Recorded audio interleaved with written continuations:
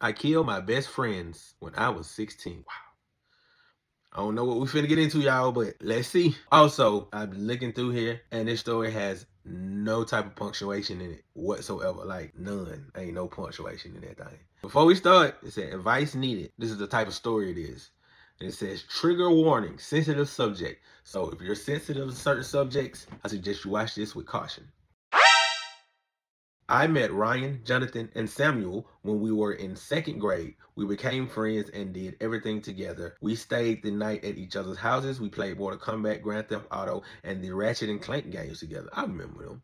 And when we eventually hit puberty, we would talk about girls, get girlfriends, and go on group dates together. We grew up together and watched each other grow from little boys to young men. Without even realizing, we all came from poor families and never had much, but we had each other. They really were my best friends, and I hope I was theirs. But back in 2016, just a few months after my 16th birthday, my grandfather passed away. He wasn't well off, but had a small will reading, and my grandfather had left me his hunting equipment and roughly $1,200. It wasn't much, but coming from none, it was a fortune. After getting the money, I did what most teenagers do and began spending recklessly. I felt like a millionaire and spent money like one as well. I'm rich, bitch! I would take my girlfriend on fancy dates, bought some well-needed clothes, and spoiled my friends with gifts, small stuff. Now looking back at it, but at the time, it was things we only dreamed of. I never felt grief before, and buying new things helped distract myself from facing the loss of my grandfather. My friends knew I had money from the gifts I gave them, and me having new clothes for the first time about a month after my grandfather's death. I was in my room watching Robot Chicken. I had recently started to become a night owl, so staying up until 2 or 3 in the morning wasn't anything new. I heard glass breaking, and shortly after that, muffled footsteps along with whispering. I panicked and called the police. The operator told me she was sending an officer over and to hide in my room. I grabbed one of my grandfather's shotguns I received out of the display next to my bed and got it ready. I hid next to my bed, aiming at the door. It felt like an eternity, but 7 drooling minutes later, my door opened and 3 men entered my room, 2 of them with guns. I panicked and shot them. I was hoping they would see me and turn around to leave, but they lunged at me. One of the guys standing directly in front of the barrel was shot in the stomach, tearing him pretty much in half. Ugh!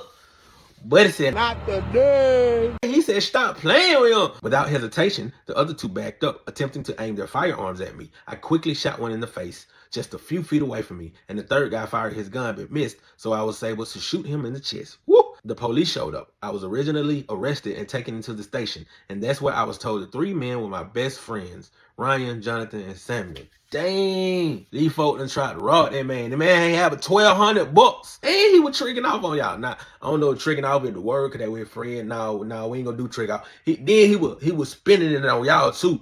Feel me? Like the man was really showing love and y'all gonna rob the man. Come on, man. That crazy. Okay, and they had passed away. A very intense investigation was done, and when their phones were searched, the police found a group chat where they talked about robbing me while I was sleeping. Dang. They had been to my house and knew everything about it, and they also knew I usually went to bed around 10 p.m., so expected me to be asleep so they could just take my money and slip out. What they didn't know was that along with the money, I also received my grandfather's hunting equipment, including his shotgun and a .22 rifle. They also didn't know how much money I had actually received because I didn't talk about it. All they knew was I had money, see? They were trying to show out and trying to be flashy will get you. Now you done had to do the unthinkable. What do you do after that? How do you live with yourself? Cause one, you gotta face the reality. You actually kill your partners or folk that you thought was your partner. But you also gotta deal with the fact that these folk were finna rob you, twin. I can't even imagine it, but I'm pretty sure he couldn't either at the time. All they knew was I had money, but not how much at the time. I only had about $530 left on the full $1,200. So I killed my 3 childhood friends for just $500. The guilt took me over. I sold my grandfather's guns and equipment. I got a job, and every bit of money I made went to their funeral expenses and anything else they needed. I felt responsible for the loss their families were dealing with and was trying to make the process as easy as possible. The guilt of their murders, along with still grieving my grandfather and now the deaths of my best friends, took a lot out of me.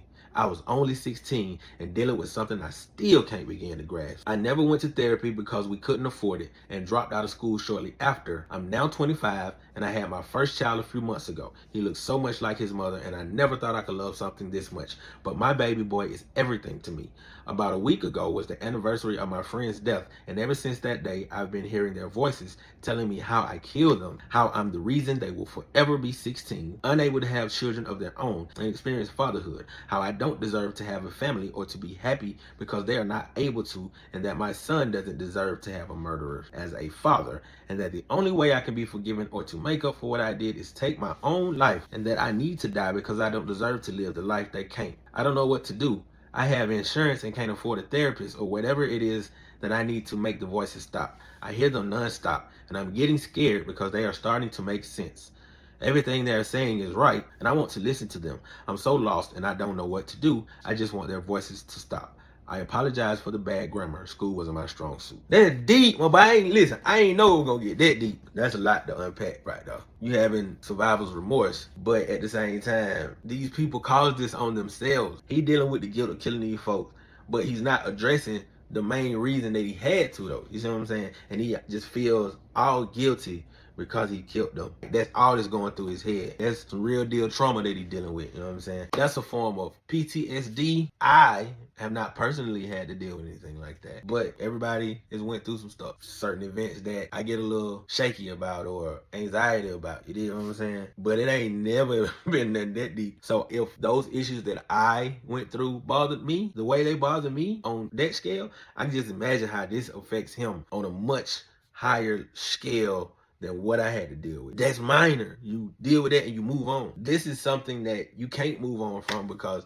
the results of your action, well, the results of their action got them killed. Rightfully so. Pray for that young man because, well, he gonna need it. He gonna need it. I'm praying that he's still alive and that he didn't let his mind get to him too bad. It did. The brain is an amazing thing. It's so mysterious how it works. It's not nothing of a button that you can just say, turn that off. You got to deal with it, and your brain, however you're wired to thinking, will have you in all type of different directions and places. You know what I'm saying? Man, that man really do need to go get some professional help. Not even professional, just somebody he can talk to. I don't know if he told his wife this stuff, but he need to talk to somebody. Okay, let's get into some of these comments. Let me see. The first one says, look, you didn't murder them. You killed intruders in self-defense. You had no idea they were your friends. They decided to bring guns to your house and rob you. Yeah, these folks had guns too. See what I'm saying? So what were they really planning to do for real? They decided to bring guns to your house and rob you. If they were just planning on stealing money while you slept, why did they bring guns? See what I'm saying? You didn't kill them for 500. They risked everything for some money, my boy. And you were in fear of your life. You deserve happiness and to move on from this. Please enjoy your life with your son. Please get some therapy. You definitely have PTSD, see? And need some help with the trauma you survived. They were the ones who caused their own deaths by committing a crime. You did nothing wrong. You were just defending yourself. That's all it was to it. This other one comment said, you have PTSD from ending the lives of intruders in your home in self-defense. Dude, they were probably going to kill you, see? They were envious and jealous and wanted your money. You didn't have a choice but to kill them. They are the ones who took the risk of going after your money without knowing how much it was. Bringing weapons. By the way, it was not murder. It was self-defense. If you did something wrong, you would be in jail, right? Go on with your life and be grateful that you had your grandfather's weapons and that you were still awake. And stop saying that you killed your friends. Do your best to stop overlooking the fact of what evil intents they had. See what I'm saying? And don't feel guilty about them not living their lives because eventually they would have been shot by somebody else most likely. How long would they have lasted if they were willing to steal from you? Somebody else would have killed them down the road. That's all for today. I just wanted to read that one to y'all, man. We're going to, man. I'm going to be dropping these quite often. Go follow my food review. Go look at my food review. Go do that for me. Go look at my food review. You did. So I'm only in this area now, but if y'all look at my food review, make the view go up, I can go to China and eat. You feel me? Come on. Tap in, twin. You did.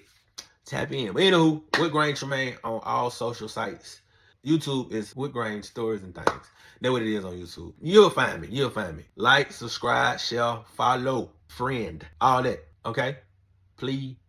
Please. Please. Please. Please. Please. Let me stop. All right, y'all. Y'all take it easy, man. I hope y'all enjoy the rest of y'all day, y'all week, y'all month, y'all summer. And then I hope you enjoy everything else after that.